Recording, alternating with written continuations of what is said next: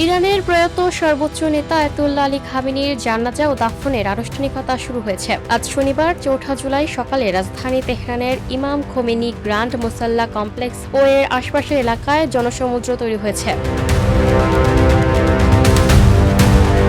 ইরানি সংবাদ সংস্থা তাসনিমের প্রতিবেদনে বলা হয়েছে, শেষ শ্রদ্ধা জানানোর জন্য রাজধানীতে জড়ো হওয়া লাখো শোকাহত মানুষের উপস্থিতি সামাল দিতে মুসাল্লা কমপ্লেক্সের প্রবেশদ্বার খুলে দেওয়া হয়েছে। এর আগে ভোর থেকেই হাজারো মানুষ কমপ্লেক্সের বাইরে অপেক্ষা করছিলেন।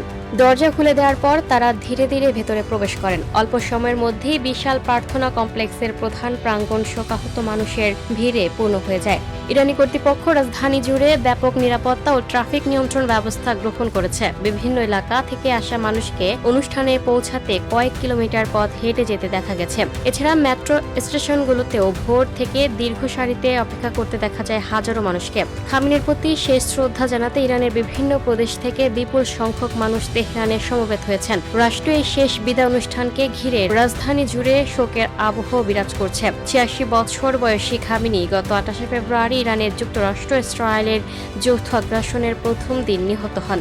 ওই হামলায় তার পরিবারের কয়েকজন সদস্য প্রাণ হারান। ওই সময় তিনি তেহরানে তার আবাসিক ভবনে ছিলেন। গত মার্চে খামেনির দাফন হওয়ার কথা ছিল, তবে যুক্তরাষ্ট্র ইসরায়েলের সঙ্গে তীব্র সংঘাতের কারণে তা পিছিয়ে দেওয়া হয়। যুদ্ধবিরতির অবসরে ৪ মাস পর রাষ্ট্রীয়ভাবে তার জানাজা ও দাফন অনুষ্ঠিত হচ্ছে। খামেনির দাফনের আনুষ্ঠানিকতা ৭ দিন ধরে চলবে, যা গত শুক্রবার ৩রা জুলাই শুরু হয়েছে। Lucky Akter, up to date news, Dhaka.